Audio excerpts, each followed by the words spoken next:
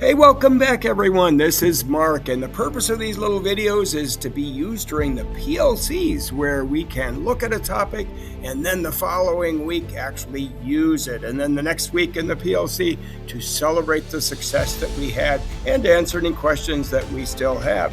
So this video is about creating writing success with complex sentences. Is there anything wrong with this sentence? The man walked. Well, it's got a subject, it's got a predicate. I mean, it's a perfect sentence, but it's just kind of boring, kind of bare. How can we get students to write maybe like this instead? Unlike native gardens, you wouldn't have to completely go out of your way to find these plants where there's seeds. And so that's a far cry from the man walked. How do we get students to do that? Well, one way to do a complex sentence is to use beginning phrases. And just what are they? For classroom, I have a lot of categories, and one of them happens to be daily grammar.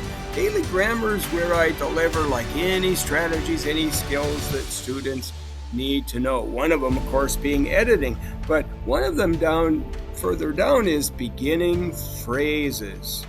So let's take a peek at that. Beginning phrases and its ways to make your writing more sophisticated. When is a good beginning phrase? When the sun came up.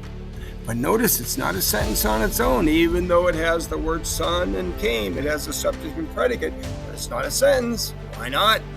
When the sun came up, what? You're expecting something to follow. So now it's a sentence. When the sun came up, we started hiking again. So when is a beautiful beginning phrase. So is while. While the band was playing, what? We went to get hot dogs. Because it was raining, the game was called off. If we are really good, Mom will take us to the movies.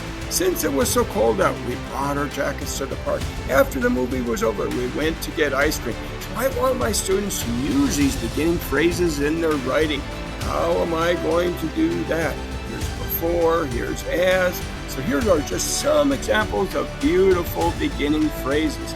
So what students are going to do on this Google assignment is they're going to practice using those beginning phrases. So today we will do this. We'll do one beginning phrase word at a time. So for example, the first day we maybe did when the sun came up, when the moon rose, we went back inside. When my little cousin fell, she put on a Band-Aid. When the day finally ends, I can sleep. And so Brooklyn here did those sentences that day. Once again, like always, I guide, but then we celebrate. So we put some students' beginning phrase sentences on the screen to just reinforce this is how we can make our sentences be more complex. We can add a beginning phrase.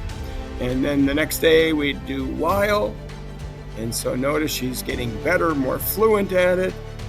While we played Monopoly, conflict took place. While eating dinner, we talked about school. And then the next day we would do because.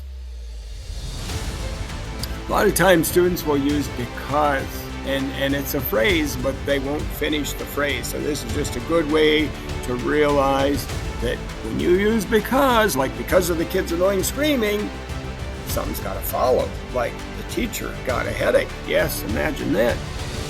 And a lot of because ones. Notice she's getting more fluent each day when we do these. If that's the case, then why is it broken in the first place? A lot of ifs. And so every day we do this, and this really helps their fluency grow on knowing what are the mechanics of using a beginning phrase. Yes, you have to have the rest of the sentence because the beginning phrase just kind of sets up a situation. Like as you pass the neighborhood, what? Make sure you lock your car doors. Not sure where she's driving, but I guess that's good advice. So here are the steps for fostering the use of beginning phrases. One is to just give them practice at doing it. So I use Google Classroom. I love Google Classroom, and they just practice each one day at a time, maybe 15 minutes a day. And then when they write, encourage them, hey, remember, beginning phrases, gotta use beginning phrases, and have samples posted on the wall too, just in case they forgot. And then, of course, the biggest thing of all is when students start to use them in their writing, when we celebrate all the good things about their writing, say, ooh, do you see that beginning phrase? And nothing improves our hearing more than praise, so all students begin to use them. So here's just a simple way, yes, to make our writing become even better. Yahoo!